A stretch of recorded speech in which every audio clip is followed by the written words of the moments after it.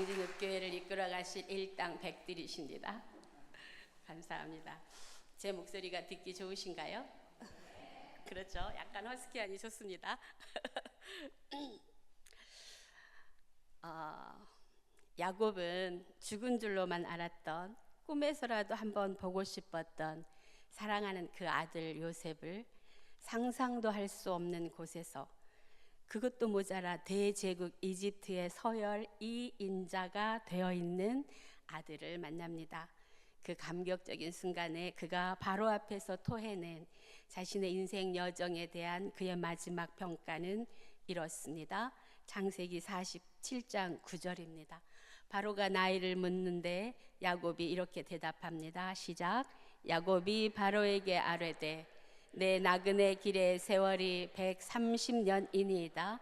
내 나이가 얼마 못되니 우리 조상의 나그네 길의 연조에 미치지 못하나 험악한 세월을 보냈나이다 하고, 야곱은 자기의 인생을 한마디로 험악한 세월이다 라고 고백합니다.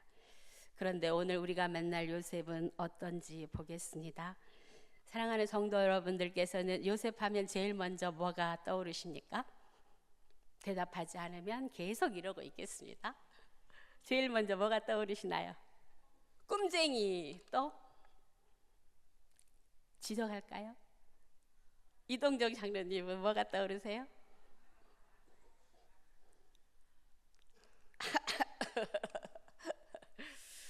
꿈쟁이 다음으로 떠올라야 하는 것은 총리, 그죠? 또 다른 것은 안 떠오르나요? 보디발의 아내, 뭐 이런 것이 떠오를 것입니다. 우리는 아주 어려서부터 줄곧 이 사람을 보라의 주인공으로 요셉을 가르치고 배우고 설교를 통해 들었습니다. 대충 그 내용을 우리 성도님들이 너무 잘 아시지만 침묵하시는 바람에 제가 이야기를 해본다면, 요셉은 어린 나이에 하나님이 주신 꿈을 꾸었죠. 그 꿈 이야기를 형들에게 하는 바람에 형들의 미움을 사서 애굽으로 팔려갑니다. 그런데 애굽 왕 바로의 경호 대장이었던 보디발이 그를 삼으로 그 집안의 노예가 되었습니다. 요셉은 비록 노예 신분이었지만, 지금부터 잘 들으셔야 됩니다. 자신에게 주어진 일을 열심히 성실하게 했을 뿐만 아니라 이 고난도 하나님이 주신 것이라고 믿고 하나님의 뜻에 순종하며 고난 가운데서도 기도합니다. 그러다 보디발의 아내가 유혹했지만, 그러나 이 젊은 청년 요셉은 단호히 그 유혹을 거절했습니다. 이 의로운 일을 했다는 이유로 그는 죄인이 되어서 감옥에 가게 되었고, 요셉이 있는 감옥에 하필이면 바로 왕의 술 맡은 관원장과 떡 맡은 관원장이 들어옴으로 해서 요셉은 그 술 맡은 관원장과 떡 맡은 관원장의 꿈을 해석해 줍니다. 요셉은 부당하게 죄인이라는 누명을 쓰고 감옥에 있었지만 하나님을 원망하거나 좌절하지 않았습니다. 하나님은 그 감옥에서 만난 그 술 관원장을 통하여 마침내 요셉을 바로 앞에 세우시고, 그리고 바로의 꿈을 해석해 줌으로 해서 요셉은 애굽을 다스리는 총리가 되었습니다. 맞습니까? 아주 간단하게 요약했음에도 불구하고 이 내용의 요셉은 시체말로 음메기즈거입니다. 우리 백선원 집사님은 아직 젊으셔서 음메기즈거를 이야기한 옛날 김미화라는 코미디언을 잘 모르시겠지만, 제가 너무 젊게 봤군요. 그 당시 온 나라를 한마디 말로 평정했던 음메기즈거가 있습니다. 우리 성도님들은 다 기억하시죠? 주일학교 때부터 줄곧 들어온 요셉 이야기는 제가 나중에 어른이 되어서도 별반 다른 내용이 없었습니다. 방금 말씀해드린 그런 스토리였습니다. 요셉은 하나님이 주신 꿈을 절대 포기하지 않았습니다. 하나님이 그 꿈을 반드시 이루실 줄 믿고 어린 나이였지만 하나님을 향한 믿음을 지켰고, 그래서 하나님은 그의 순종과 믿음을 어여삐 극복히 여겨서 마침내 애굽의 총리가 되게 해 주셨습니다. 음메 기죽어.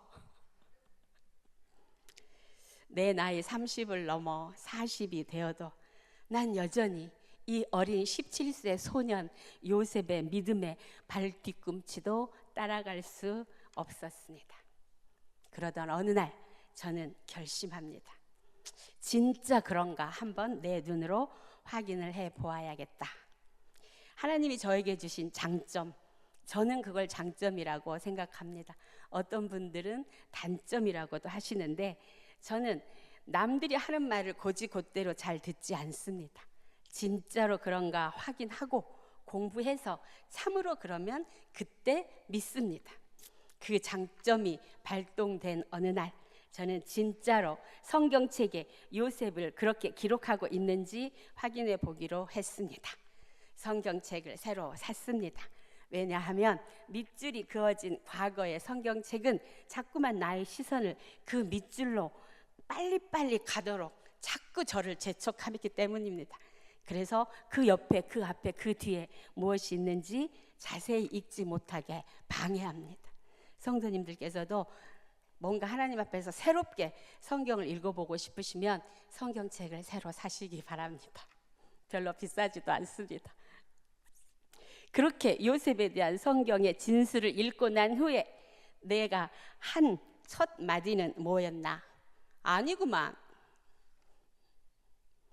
요셉에 대한 창세기의 기록 37장에서부터 마지막 50장까지를 아무리 여러 번 읽어보아도 그 어디에도 요셉이 하나님께 기도했다거나 꿈을 잊지 않고 기억하며 고난을 견뎠다거나 심지어는 최선을 다해 자기에게 맡겨진 일을 했다는 기록이 없습니다. 지금까지 아멘 하신 요셉은 성경에 없는 요셉입니다.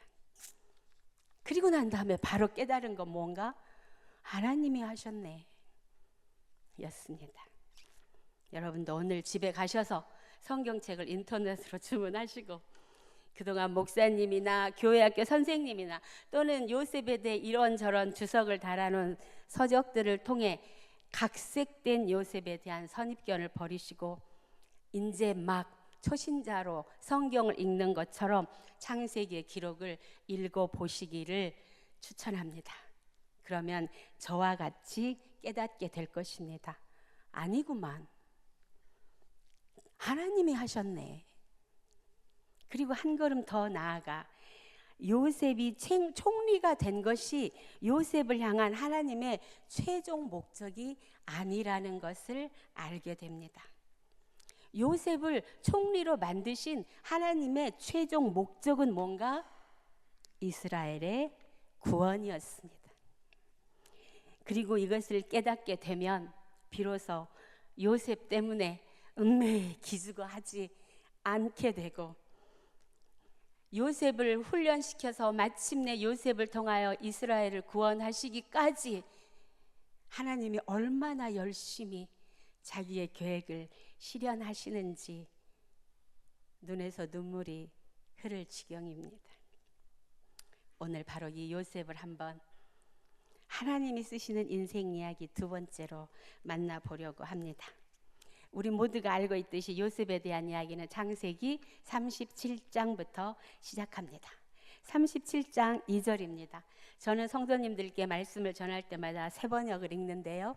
그 이유는 무엇인가? 새번역이 개역 개정보다 원문에 가장 가깝게 번역되어진 성경책이기 그렇습니다. 37장 2절을 한번 보시겠습니다. 시작. 야곱의 역사는 이러하다. 17살 된 소년 요셉이 아버지의 첩들인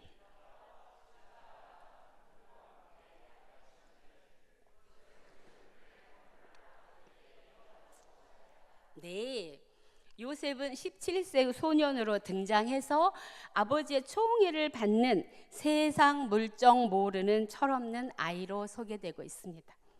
형들이 잘못한 것을 아버지에게 일러 바친다라는 표현이 요셉의 당시의 캐릭터를 가장 잘 나타내주고 있다고 볼 수 있습니다.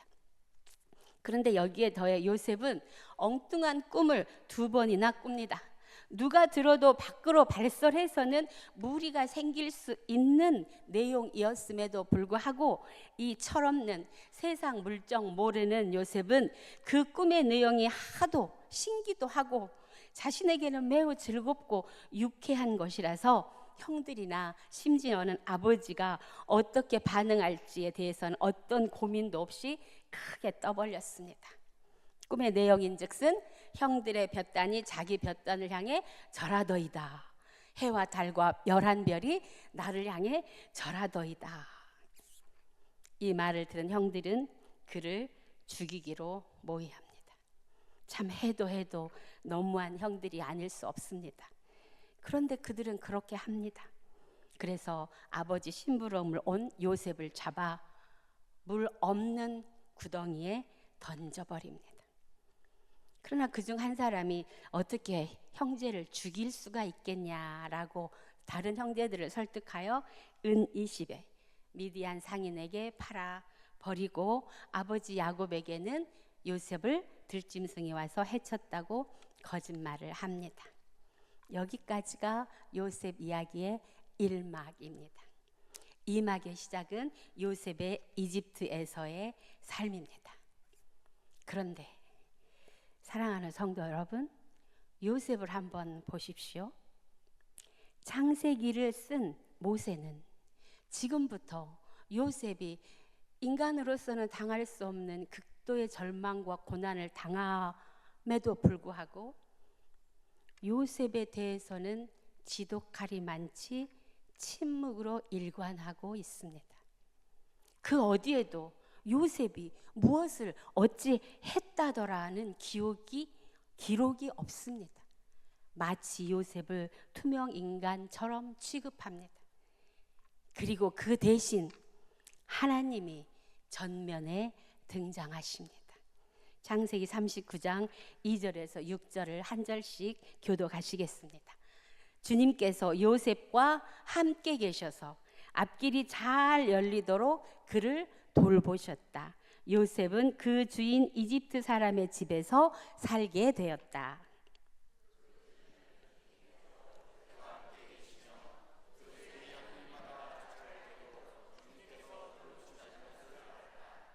주인은 요셉이 눈에 들어서 그를 신복으로 삼고 집안일과 재산을 모두 요셉에게 맡겨 관리하게 하였다.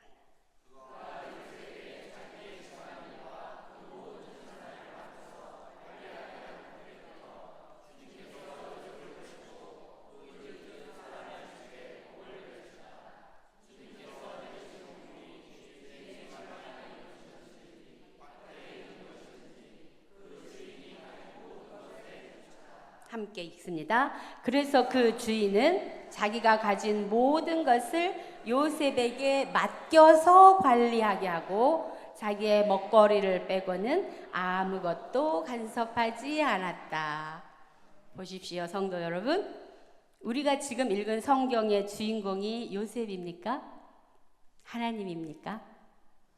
하나님이십니다. 당연히 하나님이십니다. 주어가 하나님이 요셉과 함께 계시고 하나님이 요셉을 돌보시고 하나님이 요셉이 잘 되게 해 주시고 그래서 그것을 본 주인이 아하, 저 녀석에게 하나님이 함께 있네라고 알아차리게 해 주셔서 그래서 마침내 무엇을 하게 합니까? 요셉으로 하여금 자신의 집안의 모든 재물을 관리하게 하셨다. 그리고 상관하지 않았다. 이렇게 신임을 하던 요셉이 자신의 아내의 계략에 넘어가서 결국은 보디발의 버림을 받죠. 그래서 어디로 갑니까? 감옥으로 던져집니다. 그 다음에 또 요셉이 뭘 했다는 말은 없고 하나님이 또 나타나셔서 방금 우리가 읽었던 것하고 똑같은 내용으로 반복해서 요셉의 이야기를 써내려 가십니다. 성경에서 반복한다고 하는 것은 매우 중요하다는 이야기입니다. 한번 보시겠습니다. 39장 20절부터 23절입니다. 제가 먼저 읽습니다. 요셉의 주인은 요셉을 잡아서 감옥에 두었다. 그곳은 왕의 제수들을 가두는 곳이었다. 요셉이 감옥에 갇혔으나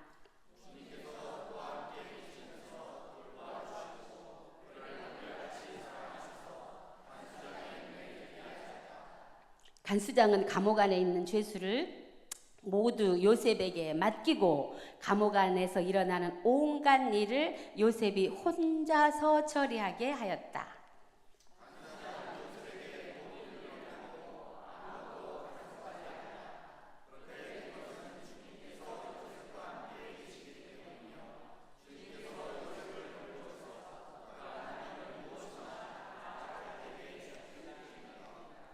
아멘. 사랑하는 성도 여러분, 아시겠습니까? 무엇이 반복되고 있습니까? 하나님이 계속해서 요셉을 고난의 한가운데로 밀어붙이신 후에 그 요셉으로 하여금 요셉이 있는 그 자리에 최고의 상관의 눈에 들게 하십니다. 방법은 무엇입니까? 요셉을 형통하게 해서. 그런데 지금 요셉이 형통하다고 느끼시나요? 아닌데도 불구하고 이 보디발도 그렇고 감옥의 간수장도 그렇고 요셉이 형통하다.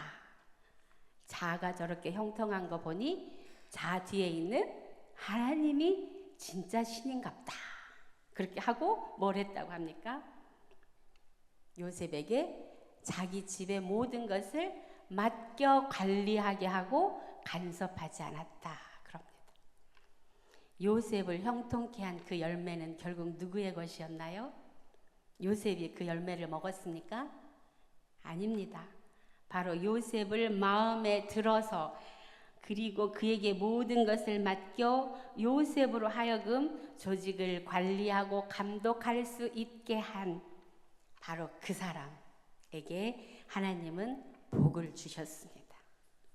그렇다면 이 여러 번 반복되는 일을 통하여 우리의 사랑하는 요셉은 이 사실을 비로소 알아채고 그리고 지금부터 내가 하나님의 뜻을 따라 열심히 살아야지 라고 했나요? 이미 말씀드렸지만 그런 기록은 어디에도 없습니다. 우리도 마찬가지입니다. 하나님은 우리를 훈련시키실 때 우리로 하여금 알아차려고 그래서 겸비하게 하셔서 믿음을 지키게 하는 그런 방식으로 우리를 훈련시키지 않으십니다. 이유를 알 수 없는 고난, 누가 봐도 부당한 대우를 받는 방식을 통해 그럼에도 자꾸만 내게 맡겨지는 일, 바로 그 일을 통해 하나님은 우리를 훈련시키고 계십니다. 어떤 처지에 가든지 어느 직장에 가든지 어떤 모임에 가든지 자꾸 나에게 하라고 하는 동일한 일이 있으시다면 특별히 우리 사랑하는 사남신도 젊으신 분들은 지금 열심히 훈련받고 있는 중이십니다. 그런데 항상 나에게 주어지는 어떤 일이 있다면 알아차리십시오. 이것이 하나님이 내게 주신 소명이다. 그렇게 하나님은 어느 날 문득 자신이 계속해서 같은 일을 하고 있다는 것을 깨닫게 되는 그 순간까지 우리에게 침묵하시면서 왜 일이 이렇게 되고 있는지 가르쳐 주지 않으시면서 내게는 가르쳐 주시지 않는데 내 주변, 내 직장, 내 동료, 내 가족은 알게 하셔요. 그래서 유명한 철학자가 말했습니다. 내가 나를 아는 것보다 남이 나를 아는 내가 진짜 나다. 알아들으셨죠? 타자를 통하여 나를 알게 하시는 방식으로 하나님은 우리를 훈련시키십니다. 하나님의 그 지치지도 않는 우리를 향한 열심, 그 열심 때문에 우리의 인생 이야기는 지금도 계속되고 있는 것입니다. 그렇다면 궁금합니다. 요셉은 어떤 상태였을까?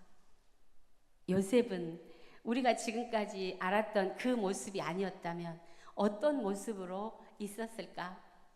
그 힌트가 바로 시편 105편 17절에서 19절에 있습니다. 함께 읽겠습니다. 그가 한 사람을 앞서 보내셨으며 요셉이 종으로 팔렸도다. 그의 발은 착고를 차고 그의 몸은 쇠사슬에 매었으니 곧 여호와의 말씀이 응할 때까지라. 그의 말씀이 그를 단련하였도다. 아멘. 17절의 그는 여호와입니다. 18절의 그는 요셉입니다. 요셉의 처지가 어땠나? 그의 발은 착고를 차고 그의 몸은 쇠사슬에 매었다. 개역 개정은 이렇게 번역하고 있는데요. 이 히브리 원어를 보면 이렇습니다. 그의 발은 쇠고랑으로 죄송합니다. 착고를 차고 그의 혼은 쇠꼬챙이로 뚫렸다. 그의 몸이라고 했던 이 몸은 히브리어 원어로 네피쉬, 혼 또는 영을 말합니다. 그의 혼이 매였다라는 히브리어 원래 말은 들어갔다 나왔다, 들어갔다 나와 꿰뚫는 것. 그의 혼이 쇠꼬챙이에 뚫렸다. 이 말은 그 당시 요셉의 상태가 몸은 쇠고랑 차고 있었고, 그래서 이 어린 요셉은 넋이 다 빠져나갔다. 인간으로서 감당할 수 없는 피폐함을 경험하고 있었다. 우리가 한번 인간적으로 생각해 보아도 그럴 수밖에 없지 않겠습니까? 17살에 이유도 모르고 사랑하는 형들에 의해서 마른 구덩이에 던져진 그 순간부터 요셉은 정신이 나가버렸습니다. 그 이후에는 이 모든 일이 자신의 의지나 자신의 결정에 의해서 이루어지는 게 아니고 타인의 의지와 타인의 결정에 의해서 일이 팔리고 절이 팔리고 감옥에 가고 거기서 고단하게 살았습니다. 그랬으니 그가 어찌 넋이 나가지 않았겠습니까? 20대 젊은이에게는 참으로 가혹하기 이를 데 없는 삶이었습니다. 그렇게 넋이 나간 채로 13년의 세월이 흐르고 마침내 그가 39살이 되었을 때, 이 중요한 이야기가 있는데 이거를 어떻게 해야 되지? 넘어가겠습니다. 39살이 되었을 때 그는 비로소 누구를 만나는가요? 형들을 만납니다. 자신을 던져서 구덩이에 던져버렸던 그 형들을 만나서 자기 앞에 와서 무릎을 꿇고 고개를 숙이면서 쌀을 좀 달라고, 양식을 좀 달라고 하는 형들을 보자 요셉은 분노가 치밀었습니다. 복수가 하고 싶어졌습니다. 그래서 여러 번 형들을 골탕을 먹이면서 이 형들이 예전에 그 형들인지 아닌지 시험해 봅니다. 그러고 난 다음에 형들이 변했다는 걸 알고, 그리고 그는 이렇게 고백할 수 있게 되었습니다. 우리가 오늘 읽었던 본문입니다. 시간이 없으니 본문은 다시 읽지 않겠습니다. 내용은 그렇습니다. 형님들이 나를 이곳에 보냈지만, 그러나 형님들이 보낸 게 아니고 사실은 하나님의 섭리와 계획 속에서 일어난 일입니다. 그러니 형님들, 그동안 가졌던 마음의 죄의식을 버리십시오. 이제는 그 죄의식에서 해방되십시오. 나도 해방되었습니다. 지금까지 왜 내 인생에 이런 일이? 라고 물을 수밖에 없었던 그 왜가 오늘 해결되었습니다. 하나님의 계획이었고 모든 게 다 하나님이 하신 일이었습니다. 라고 39살 먹은 요셉은 자신의 인생에 대하여 평가합니다. 나의 나됨이 오로지 하나님의 은혜였다고. 그렇게 요셉은 구원받고, 구원받은 요셉은 바로 자기에게 죽음을 선사했던 그 형들을 용서함으로 구원합니다. 이 모든 것이 누구의 이야기인가요? 하나님이 쓰신 요셉의 인생 이야기입니다. 사랑하는 성도 여러분, 하나님은 지금도 우리의 인생 이야기를 쓰고 계십니다. 나의 이야기는 나를 향한 하나님의 크신 계획과 목적 아래 쓰여지고 있습니다. 야곱이어도 좋고 요셉이어도 상관없습니다. 성경에 나오는 또 다른 인물이어도 괜찮습니다. 중요한 사실은 나의 인생 이야기 속에서 반드시 하나님의 계획과 목적을 알아채시기 바랍니다. 우리의 인생 이야기를 가장 아름답게 쓰고 계시는 하나님을 꼭 만나시기를 축복합니다. 그리고 그 하나님과 함께 같은 열심으로 내 인생을 가장 아름답게 끝맺음 하시기를 주님의 이름으로 기도하겠습니다. 기도합니다. 하나님, 지금도 우리의 인생 이야기를 쓰고 계시는 하나님, 그 인생 이야기가 나를 구원하고 내 가족을 구원하고 내 이웃을 구원하고 내 민족을 구원하고 온 지구를 구원하는 이야기로 끝맺게 하여 주시옵소서. 예수님의 이름으로 기도합니다. 아멘.